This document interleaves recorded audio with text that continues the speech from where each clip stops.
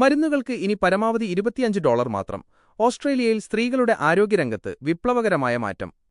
ഓസ്ട്രേലിയയിൽ PBS മരുന്നുകളുടെ പരമാവധി വില $25 കുറച്ച തീരുമാനം സ്ത്രീകളുടെ ആരോഗ്യ സംരക്ഷണത്തിൽ വലിയ മാറ്റങ്ങൾ സൃഷ്ടിക്കുമെന്ന് ധനമന്ത്രിയും വനിതാ ശിശുക്ഷേമ മന്ത്രിയുമായ സെനറ്റർ കാറ്റി ഗല്ലഗർ അഭിപ്രായപ്പെട്ടു. 2004 ശേഷം ഇതാദ്യമായാണ് മരുന്നുകൾക്ക് ഇത്രയും കുറഞ്ഞ നിരക്ക് ഏർപ്പെടുത്തുന്നത്. ഗർഭനിരോധന മാർഗങ്ങൾ, ആർത്തവവിരാമ ചികിത്സ, എൻഡോമെട്രിയോസിസ്, IVF ചികിത്സകൾ എന്നിവയ്ക്ക് വിധേയരാകുന്ന സ്ത്രീകൾക്ക് ഈ തീരുമാനം വലിയ സാമ്പത്തിക ആശ്വാസം നൽകുമെന്ന് വുമൺസ് അജണ്ടയിൽ എഴുതിയ ലേഖനത്തിൽ മന്ത്രി വ്യക്തമാക്കി.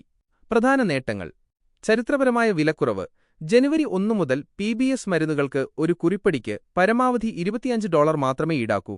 ഗർഭനിരോധന മരുന്നുകൾ. ഓസ്ട്രേലിയൻ സ്ത്രീകൾ വ്യാപകമായി ഉപയോഗിക്കുന്ന യാസ്മിൻ തുടങ്ങിയ ഗുളികകൾ ഇപ്പോൾ PBS പരിധിയിലാണ്. കഴിഞ്ഞ 30 വർഷത്തിനിടെ പുതിയ ഗർഭനിരോധന മരുന്നുകളൊന്നും PBSൽ ഉൾപ്പെടുത്തിയിരുന്നില്ല എന്ന പോരായ്മ അൽബാനീസ് സർക്കാർ പരിഹരിച്ചു. സ്ലിൻഡ, നെക്സ്റ്റ്സ്റ്റെലീസ്, ന്യൂവാറിംഗ് എന്നിവയും ഇപ്പോൾ പട്ടികയിലുണ്ട്.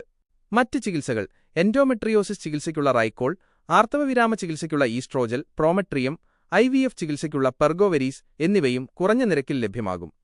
ആരോഗ്യരംഗത്തെ ലിംഗപരമായ വിവേചനങ്ങൾ അവസാനിപ്പിക്കുന്നതിനും ആർത്തവ സംബന്ധമായ അസുഖങ്ങൾക്കുള്ള ചികിത്സാ സൗകര്യങ്ങൾ വർദ്ധിപ്പിക്കുന്നതിനും സർക്കാർ പ്രതിജ്ഞാബദ്ധമാണെന്നും മന്ത്രി കൂട്ടിച്ചേർത്തു. മെഡിക്കെയർ സേവനങ്ങൾ മെച്ചപ്പെടുത്തുന്നതിനും കൂടുതൽ ഡോക്ടർമാർക്ക് പരിശീലനം നൽകുന്നതിനും സർക്കാർ നിക്ഷേപം നടത്തിവരികയാണ്.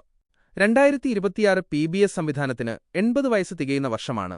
ഈ അവസരത്തിൽ ആരോഗ്യമന്ത്രി മാർക്ക് ബട്ട്ലറുമായും അസിസ്റ്റന്റ് മന്ത്രി റെബേക്ക വൈറ്റുമായും ചേർന്ന് കൂടുതൽ ജനകീയമായ ആരോഗ്യ പദ്ധതികൾ നടപ്പിലാക്കുമെന്നും കാറ്റി ഗല്ലഗർ അറിയിച്ചു.